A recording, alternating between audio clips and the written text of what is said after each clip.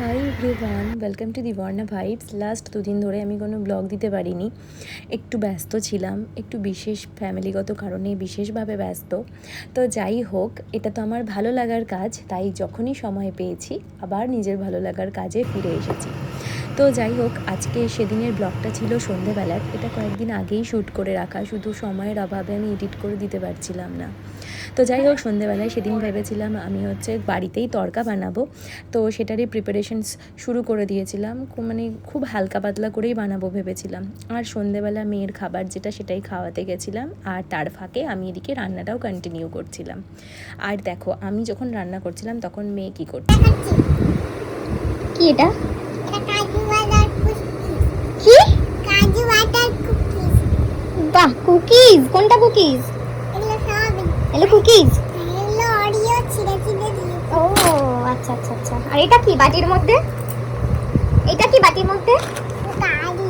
বাটির মধ্যে গাড়ি কি করছে? বাটির মধ্যে গাড়ি। তো আমার না দাঁড়িয়ে আছে। মিক্সড ডালের এই তরকাটা খেতে বেশ ভালো লাগে।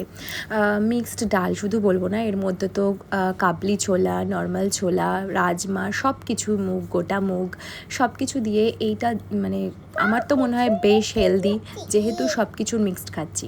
আর ইদানিংকালে তো কাসৌরি মেথির ব্যবহার আমার বেড়েই চলেছে, সব কিছুতেই কাসৌরি মেথি আমার বেশ ভালো লাগছে, আর তরকাতে তো দিতেই হবে। তো যাই হোক, এইভাবেই। আর আজকে আরেকটা নতুন জিনিস বানানোর বহুত মাথায় উঠেছিল, সেটা হচ্ছে রাগির রুটি। খুব কিছুদিন ধরে দেখছিলাম যে রাগি খাওয়াটা নাকি মেয়েদের জন্য বিশেষ করে বেশ উপকারী। তো ভাবলাম যে ট্রাই করে দেখি।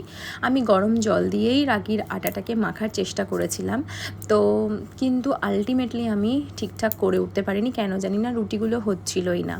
তো তারপরে ভাবলাম যে কি করব, এতগুলো আটা তো নষ্ট করা যাবে না, তাই জন্য গরম জল দিয়ে সেটাকে আরও নরম, মানে একদম পাতলা করে গুলে নিলাম, যেমন আমরা গোলা রুটি করি। আর এটা হচ্ছে তার সহপাঠী, যেসব জোগাড় করে জানিস, আমি সবকিছু ফেল হয়ে গেল।